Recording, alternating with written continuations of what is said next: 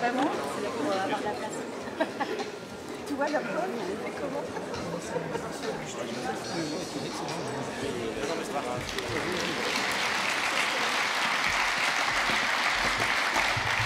Merci Michel Queneau, président de la FNOJEC. Alors on le voit, les enjeux au cœur de cette journée sont de taille, à la fois pour les établissements, pour le réseau des OJEC, pour la FNOJEC bien sûr, mais au-delà pour l'ensemble de l'enseignement catholique. Aussi, je vous propose d'accueillir sans plus tarder Pascal Balmand, le secrétaire général de l'enseignement catholique et administrateur de la FNOJEC.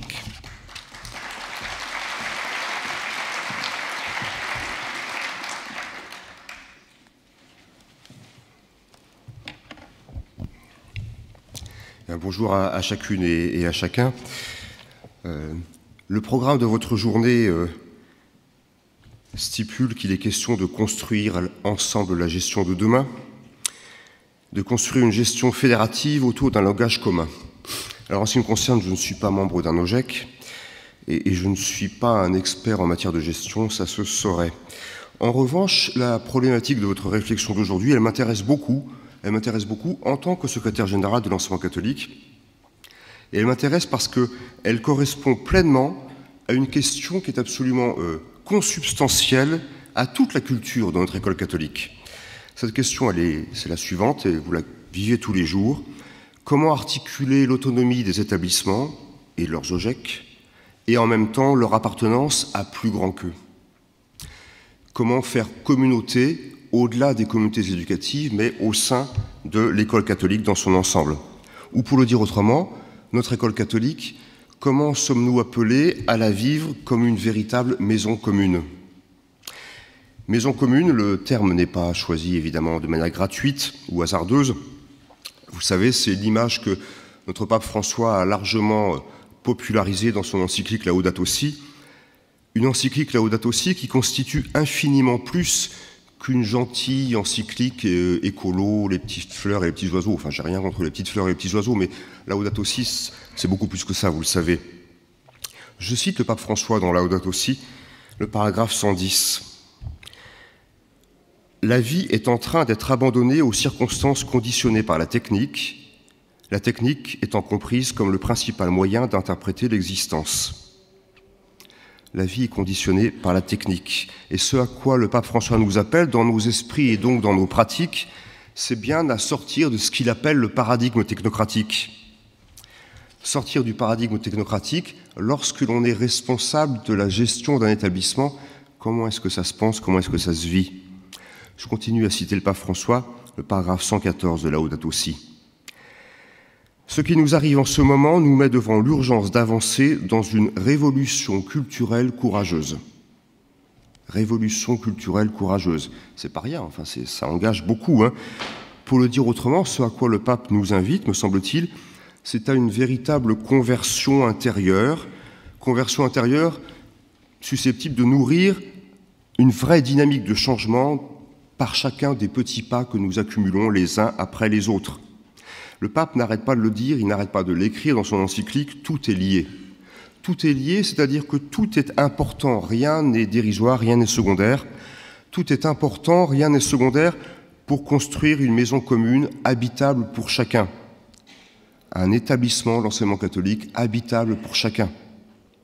Des réseaux d'enseignement catholique habitables pour chacun. Un enseignement catholique à l'échelle nationale habitable pour chacun. En quoi penserons-nous notre école catholique? En quoi la vivons-nous vraiment comme une maison commune? Alors, 2-3 éléments de réflexion à ce propos.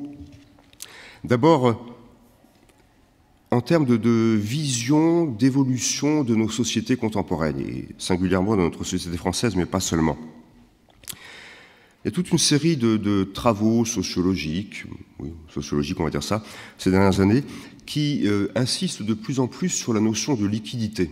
Alors pas liquidité au sens cash, mais liquidité au sens de fonctionnement culturel et social. C'est-à-dire que les uns et les autres, nous avons grandi dans un univers culturel et social qui s'organisait en grands blocs institutionnels, sociaux, stables, clairement définis, clairement établis, relativement, voire très durables, et chacun d'entre nous, nous nous définissions à nos propres yeux et aux yeux d'autrui par une appartenance dominante ou par 2 ou 3 appartenances dominantes à des blocs, à des identités stables, claires, fermes. Or, ce qui se développe de plus en plus depuis au moins une vingtaine d'années, mais ce qui s'accélère, Michel Queneau l'a dit, nous sommes dans une période d'accélération de l'histoire, ce qui se développe de plus en plus, c'est un fonctionnement qui court-circuite les institutions classiques et qui les fragilise, qui les court-circuite, et un fonctionnement par lequel, finalement, nous vivons de plus en plus dans une culture des réseaux, dans une culture des nébuleuses, selon un schéma de fonctionnement volatile, liquide, instable, confus peut-être. Alors ça peut faire peur, et en même temps, la peur est toujours mauvaise conseillère, et le monde tel qu'il est, il nous est donné, et c'est à nous de l'accueillir pour le rendre aussi habitable que possible. Mais ce qui m'intéresse dans cette affaire-là, c'est qu'aujourd'hui, pour une personne individuelle, comme pour une entité collective, singulièrement un établissement, les appartenances sont de plus en plus diverses, sont de plus en plus variables. Un établissement et son OGEC sont de plus en plus appelés à construire des partenariats pluriels, à s'insérer dans des réseaux divers, à construire des solidarités multiples. Et ces partenariats, ces réseaux, ces solidarités se croisent de plus en plus dans tous les sens. Et ce qui m'intéresse, c'est qu'il me semble qu'en cela, l'évolution socio-culturelle de notre temps rejoint parfaitement notre culture ecclésiale. Ou pour le dire autrement, j'ai la conviction que notre culture ecclésiale est plus que jamais moderne ou actuelle. Je m'explique. Il nous faut, nous, acteurs de l'école catholique, sortir de la fausse alternative entre un schéma libéral ou ultralibéral et un schéma étatique. Le schéma ultralibéral de l'établissement tout seul dans son coin et n'obéissant qu'à lui-même, et le schéma étatique de la structure hyper centralisatrice et administrative. Notre école catholique, comme notre Église, elle est appelée à ne se fonder ni sur l'éclatement et sur l'atomisation, ni sur la centralisation bureaucratique. En revanche, ce dont nous sommes bien les héritiers et les porteurs, c'est un schéma ecclésial qui articule bien commun et subsidiarité, principe d'autonomie légitime des acteurs et principe de collégialité. Notre culture, elle n'est ni libérale ni étatique, elle est communautaire, elle est synodale.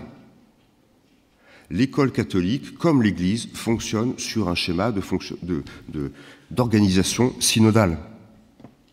Pour le dire autrement, là où très souvent les acteurs de l'enseignement catholique, et vous peut-être, vous parlez d'autonomie, moi je parle de responsabilité, parce que la responsabilité renvoie à la liberté, et la liberté c'est beaucoup plus que l'autonomie.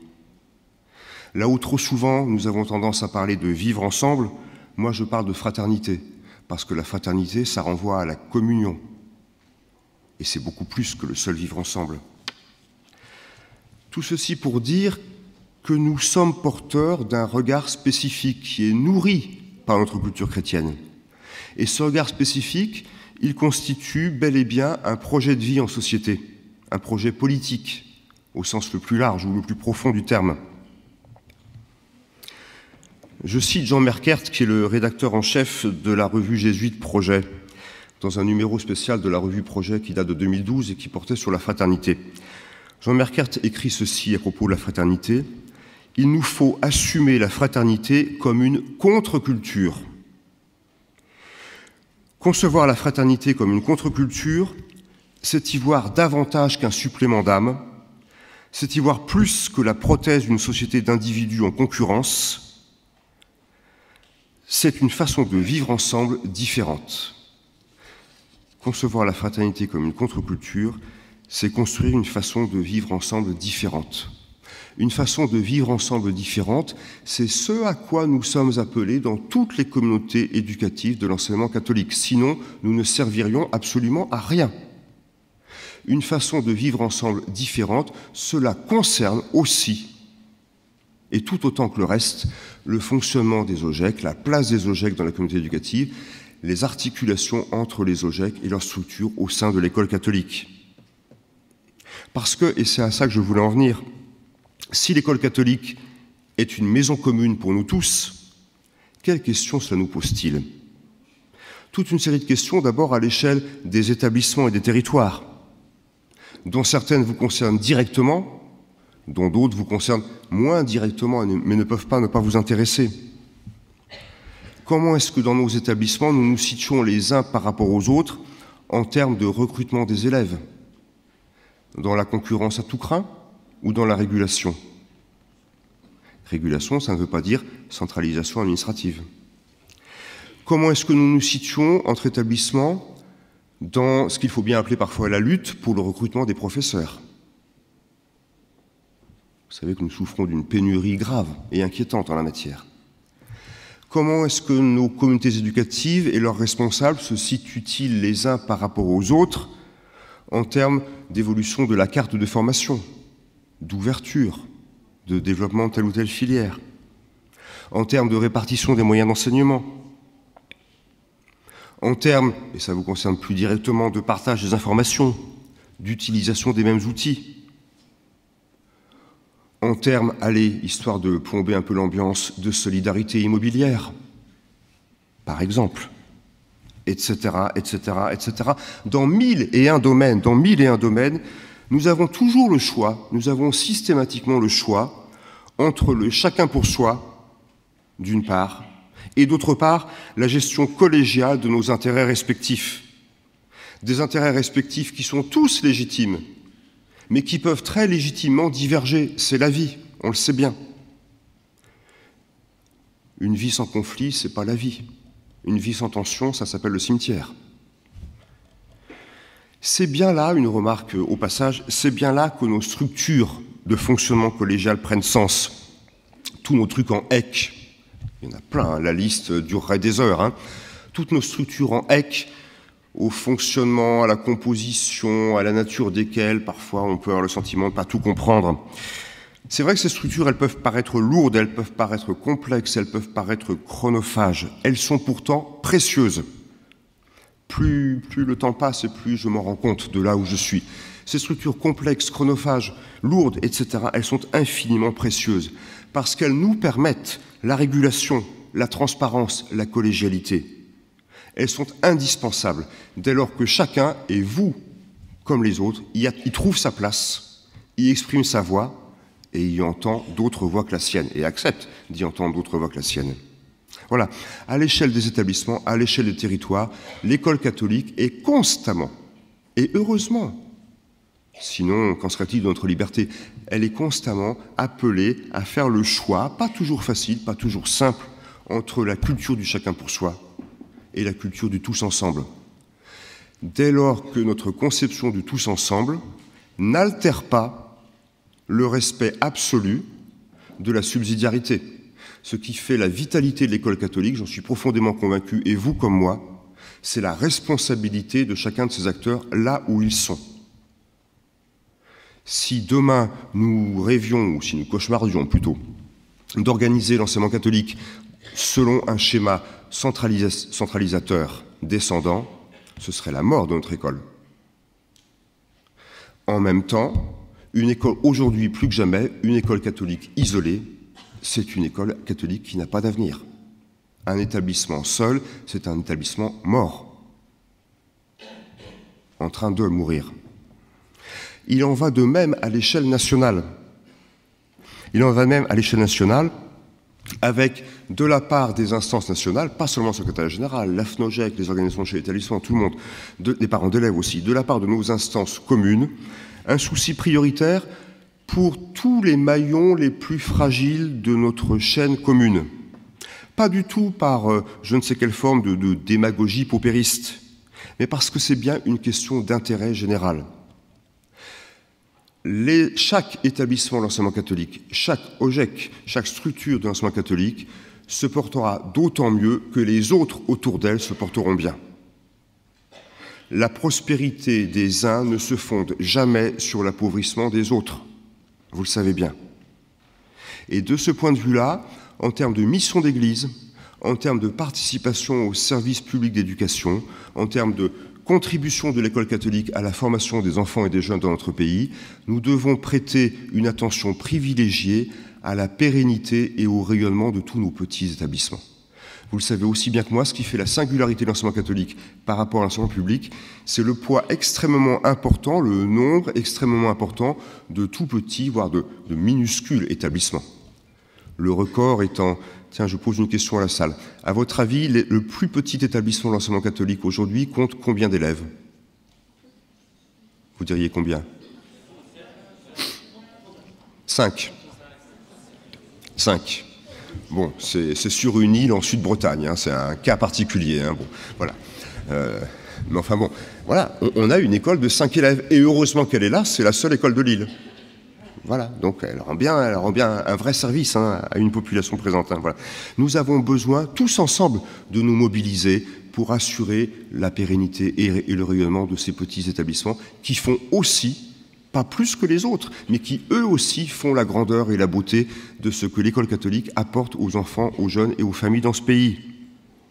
Nous avons besoin, de la même manière, de nous mobiliser pour assurer le rayonnement et la pérennité de tous ceux de nos établissements qui développent des filières de formation par la voie professionnelle. Ça serait, vous le savez aussi bien que moi, ce serait extrêmement facile pour nous tous, et ça peut être une grande tentation, de nous cristalliser, de nous polariser à peu près exclusivement sur les filières de l'enseignement général. Ce serait très simple. Mais la question est la suivante. Quelle serait notre fidélité à la mission de service pour tous qui nous est confiée par l'Église si nous nous contentions, entre guillemets bien sûr, de ne faire que de l'enseignement général? Tous les enfants et tous les jeunes de ce pays ont besoin de nous. Vous comme moi, nous sommes convaincus que l'école catholique peut être une chance pour eux, sinon on ferait autre chose, et vous et moi. Mais alors si nous considérons que nous pouvons apporter une chance à des enfants et à des jeunes, alors cette chance, nous devons l'offrir à tous, nous devons la proposer à tous, et pas seulement à quelques-uns. De la même manière, c'est aussi la raison pour laquelle nous devons, et je remercie publiquement Michel Queneau ici, parce que c'est lui qui est la cheville ouvrière de ce travail, à ma demande, vraiment je lui suis reconnaissant d'avoir accepté cette sollicitation, nous devons poursuivre tout le travail de réflexion qui se mène actuellement sur l'évolution des modèles économiques de l'enseignement catholique. Vous êtes, vous, tous les jours dans ce quotidien dont vous allez me comprendre parfaitement. Si nous ne changeons pas nos modes de fonctionnement, si nous n'inventons pas d'autres sources de financement complémentaires, si nous ne cherchons pas courageusement à faire le ménage dans certaines dépenses, alors c'est plus de la moitié de nos établissements qui, à terme, mais à court terme, sont condamnés. Nous ne pouvons pas attendre. Alors je ne dis pas ça pour nous faire peur, je suis extrêmement confiant. Je suis convaincu que l'école catholique a un bel avenir devant elle. Mais c'est notre responsabilité commune aujourd'hui, et pas demain, aujourd'hui, que de lui donner la possibilité de continuer à faire du mieux possible ce qu'elle fait dans ce pays depuis des siècles. Alors voilà, donc quelques réflexions très simples et très générales qui ne sont pas, vous le voyez, des réflexions de gestion, mais je suis convaincu que si vous êtes là, ce n'est pas exclusivement par amour de la gestion. Si vous êtes là, si vous vous mobilisez comme vous le faites, si vous passez le temps que vous passez dans la vie des établissements auxquels vous collaborez, je connais les horaires des CA d'OGEC, par exemple, hein, eh bien c'est parce que cette école catholique, vous y croyez, parce que vous lui êtes attaché, parce que vous êtes convaincu qu'aujourd'hui, plus que jamais, elle répond à des besoins. Ces besoins, moi, je nous invite tous ensemble à chercher à y répondre en proposant à tous les acteurs de l'école catholique une démarche de réenchantement. Je m'explique sur le terme parce que souvent il est mal compris, il prête à confusion. On dit, tu parles de réenchanter l'école, tu penses donc que nous sommes démoralisés. Pas du tout. C'est pas du tout dans ce sens-là. Je vois comme vous tous les jours des chefs d'établissement, des membres du personnel, des enseignants, des bénévoles qui se mobilisent et qui ne sont absolument pas démoralisés. Heureusement. Réenchanter l'école, ça n'est pas répondre à je ne sais quelle forme de déprime collective. Réenchanter l'école, c'est chercher essentiellement... Ah ben, il n'y a plus le... Il n'y a plus l'image de tout à l'heure avec un puzzle. Mais enfin, vous vous rappelez de l'image de tout à l'heure. Réenchanter l'école, c'est, comme sur l'image de tout à l'heure, chercher à rassembler les pièces du puzzle. Nous vivons dans une société qui est de plus en plus éclatée dans tous les sens. Nos enfants et nos jeunes grandissent dans une culture qui est de plus en plus éclatée dans tous les sens. Or, ce dont ils ont besoin, c'est d'unir leur personne, c'est de construire une colonne vertébrale. Et unir une personne, construire une colonne vertébrale, ça se fonde pour moi sur une vision espérante de la vie. L'espérance, c'est un don, mais c'est un don qui se cultive, c'est un don qui se travaille, c'est un don qui s'accueille dès lors que les conditions éducatives le permettent. C'est à cela que vous êtes engagés, c'est à cela que vous contribuez. C'est à, au fond, faire vivre, c'est un texte du Vatican que j'aime beaucoup, à faire vivre ce que ce texte du Vatican appelle la spiritualité de la communion dans nos écoles. Je cite, c'est un texte de 2007. Dans cette expression particulière de l'Église qu'est l'école catholique, la spiritualité de la communion doit devenir la respiration de la communauté éducative. Vous aussi, vous êtes des acteurs, là où vous êtes et dans vos engagements, vous êtes des acteurs de cette spiritualité de la communion qui constitue l'horizon de nos communautés éducatives.